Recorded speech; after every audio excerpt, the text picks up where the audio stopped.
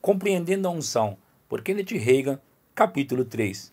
Como a unção me orientou? O texto que acabamos de escutar em 1 João diz: a unção que dele recebestes permanece em vós e vos ensina a respeito de todas as coisas. Qual é o propósito daquela unção? Visa-nos ensinar-nos todas as coisas. Lembro-me da noite em que nasci de novo. Esse novo nascimento foi no dia 22 de abril de 1933. Sei que a unção entrou em mim naquela mesma noite. Estou tão consciente dela dentro de mim como estou consciente das minhas duas orelhas fora de mim. O Espírito Santo começou a procurar me ensinar muitas coisas, mas minha cabeça não sabia acompanhá-las. Não sabia. Acontece tão frequentemente termos recebido uma lavagem cerebral espiritual. Nossa cabeça fica tão entulhada com coisas religiosas e não fomos treinados a escutar e a seguir nosso espírito. Mas foi ali, naquele leito de enfermidade, como um inválido de 15 a 16 anos, que penetrei no estudo da palavra e o Espírito Santo de Deus me ensinou a respeito da cura divina. 5 médicos já me tinham dito: você vai morrer e pronto. Você não poderá viver. Não há nenhuma chance entre 1 milhão de você viver. Mas algo dentro de mim, aquela unção que nos ensina todas as coisas, aquele algo lá dentro dizia: você não precisa morrer. Não agora. Não com essa idade. Não como adolescente. Você poderá viver. Poderá ser curado. Falei: posso mesmo. Alguma coisa dentro de mim disse: está tudo no livro. Estude o livro, a Bíblia. É ali que tudo se acha. E graças a Deus, fui penetrando no estudo da Bíblia e ele me ensinou. Não tive nenhum professor humano. Era difícil, no entanto. É mais fácil aprender as coisas espirituais se temos um professor humano, porque podemos vê-lo, escutá-lo, e o testemunho do Espírito Santo em nosso íntimo nos deixará saber se o professor está ensinando coisas certas ou não. Deus me ensinou, louvado seja o seu nome. Prestei atenção a ele, e ele me guiou bem para dentro da palavra, bem para dentro da fé e bem para dentro da cura. E se eu nunca tivesse escutado? Nunca teria sido ensinado, teria morrido e passado para a glória, e teria deixado de fazer aquilo que Deus me vocacionou para fazer, e não teríamos nenhum centro de treinamento bíblico Rema. Estou tão contente porque aprendi a escutar. Percebi depois de ter recebido a minha cura, que se eu tivesse prestado atenção àquilo, que algo dentro de mim estava prestes a me ensinar, querendo me falar, teria saído daquela cama muito tempo antes. Continuei como inválido durante 16 longos meses antes de ser curado. Posso lançar este répido a qualquer pessoa, onde quer que esteja. Se ela tem o Espírito Santo habitando nela, aquele que é o autor da Bíblia, ele a dirigirá diretamente para a cura divina. Se for o mesmo Espírito Santo que escreveu o livro dos livros, ele vai lhe ensinar o que a Bíblia contém. Quando ele abriu a palavra para mim, agi à altura. Não conhecia ninguém que acreditava na cura divina, de modo que não havia ninguém para orar por mim. Mas graças a Deus, aprendi a escutar o meu espírito. Bem no meu íntimo, aquela voz que me dizia e orientava, dizia: você crê muito bem dentro dos seus conhecimentos, mas aquela última frase de Marcos 11:24, e tê-lo-eis, forma um conjunto com a frase anterior: crede que o recebereis. Marcos 11:24. Tudo quanto em oração pedirdes, credes que o recebestes, e será assim convosco. Vi tudo como num clarão de luz. O que eu estivera procurando fazer era obter a cura primeiro, recebê-la primeiro, para então crer nela.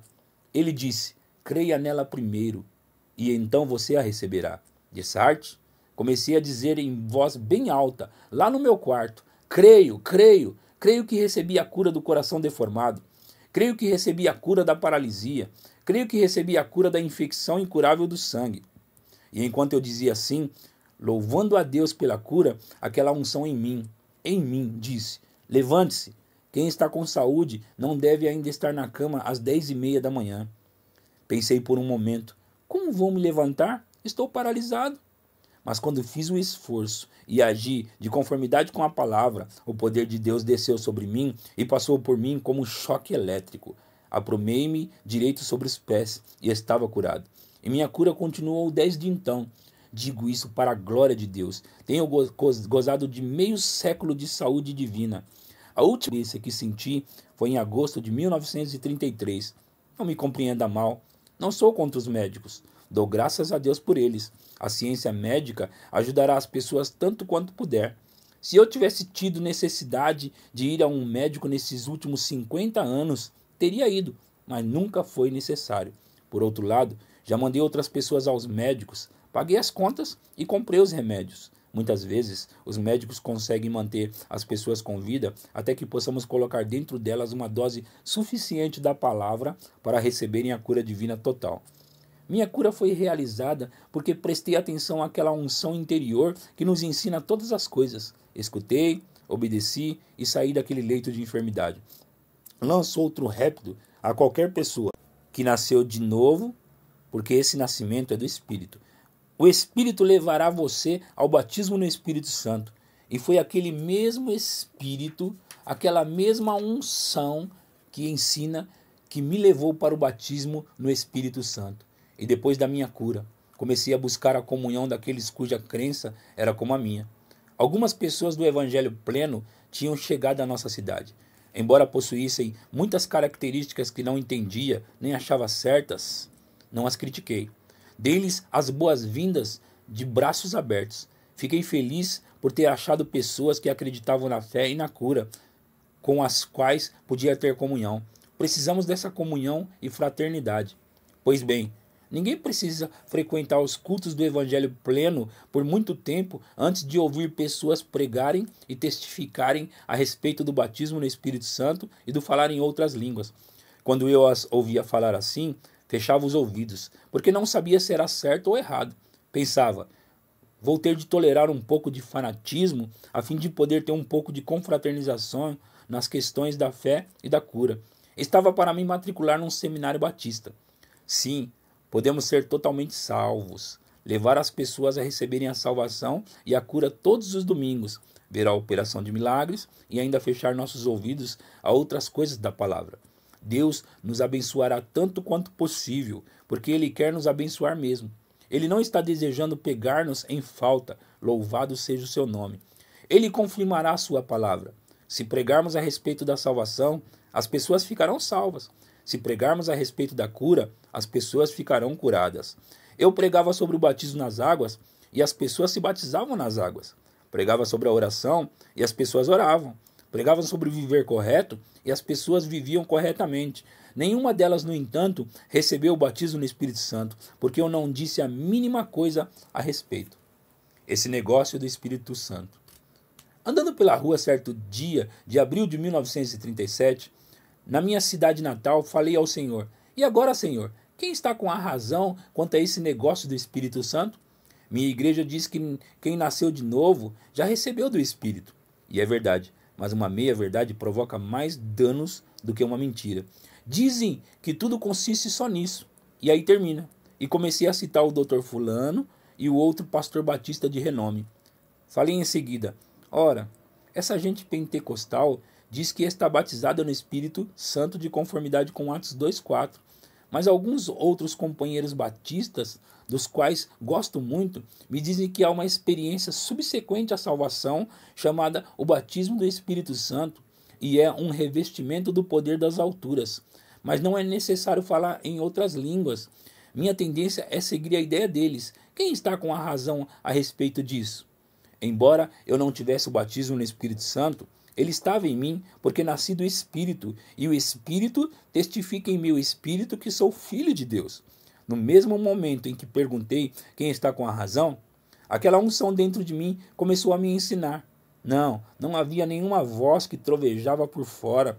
Era aquela voz mansa e suave, como a chamamos, que todo crente recebe por dentro. Lá no meu íntimo, ele falou com tanta clareza.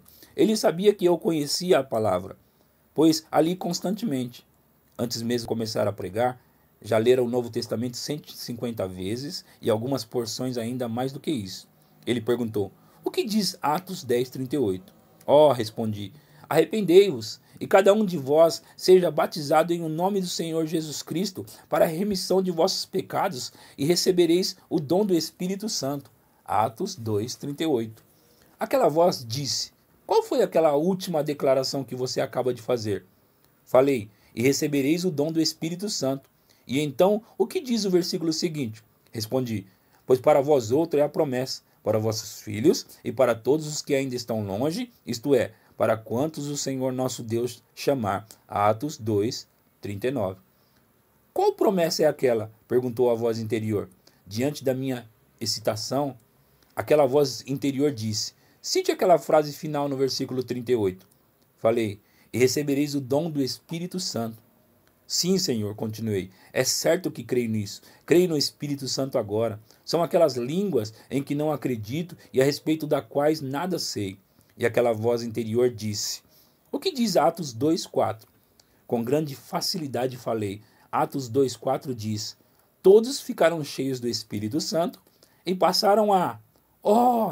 percebo, estou vendo, e passaram a falar em outras línguas, segundo o Espírito lhes concedia que falassem.